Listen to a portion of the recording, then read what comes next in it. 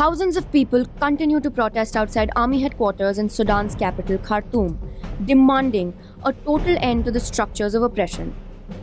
Protesters, while celebrating the removal of President Omar al-Bashir, rejected the military rule and the continuation leadership that was part of President Omar's elites. The Communist Party of Sudan called this an attempt by the elites to steal the revolution from the people. On April 11, 2019, after months of popular uprising, President Omar al-Bashir, who ruled for 30 years, was forced to resign after people's uprising and subsequent intervention by Sudanese forces. These protests are different because it started in the northeastern city of Atabra, and it came down to Khartoum and Omdurman. And basically all the previous protests that happened in Sudan, such as the 2018 protests against the national budget, started in Khartoum and Omdurman and tried to spread to other parts of the country. But it didn't happen.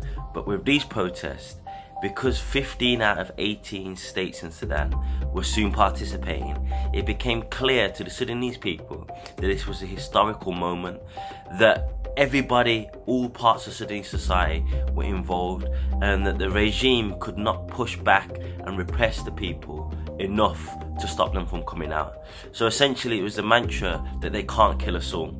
So despite the army having a kind of powerful reputation for repression, the masses of the people were more powerful than the army, and that's what encouraged people to come out, because they felt there's so many of us that this time we're going to take down Omar Bashir, and that's exactly what they did. Though the military released political prisoners, it imposed a 2-year transition council steered by a military council and the suspension of Sudan's constitution. So when the Sudanese army declared that they were arresting Omar Bashir and they had informed him that he was no longer the president, many people predicted that they would attempt to take over power themselves, and that's exactly what happened. So Ahmed Ibn Auf, he was the vice president of Omar Bashir as recently as February. He is also alleged to have committed war crimes in Darfur. Now the protest was about bringing Sudan together after many years of civil war and rebellions in different parts of the country.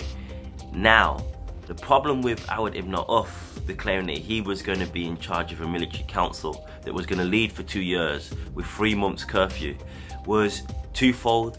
It firstly showed that the military regime had planned to maintain power, but also it was a bad signal towards a new Sudan in which we try to unite people, because this is a guy who's responsible for many of the divisions within Sudan, such as the repressive army pushback against the protesters, as well as the acts of genocides and war crimes in Darfur. So the Sudanese Professional Association immediately made a statement saying that they wanted the power to straight away be handed over to a civilian transitional government, and then that would lead to democratic elections. So people continued the sit-ins, protests continued. However, the struggle was far from over. So what happened was Ahmed Ibn Auf made a statement saying that he was going to resign, he was going to hand over power to General Burhan, who again was one of Omar Bashir's generals, again is alleged to have committed war crimes in the war on Yemen. So Sudan is part of the Saudi-led war on Yemen, and Sudanese foot soldiers have been fighting the Houthi resistance fighters. So again, this isn't somebody that is part of a new Sudan that we're trying to build, and he's still part of the military apparatus. The wave of anti-government protests that began in December was sparked by increasing human rights abuses, unemployment and inequality.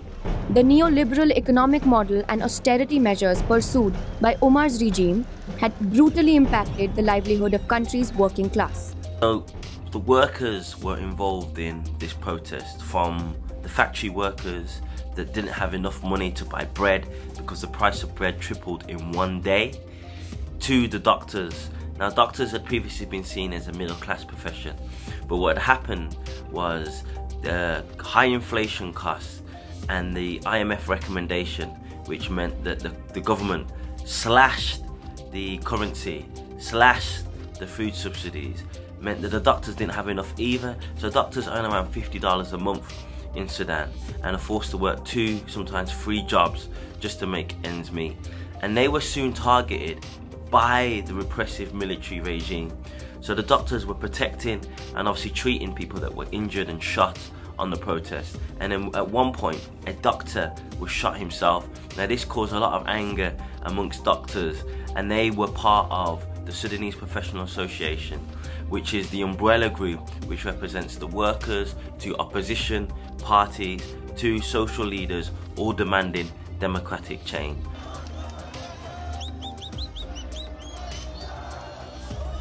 The Sudanese regime had basically gone to war with the people of South Sudan, which eventually led to the country breaking up. Gone to war with the people of Darfur, the Nuba Mountains and the Blue Nile. But it also gone to war with half the population, the women.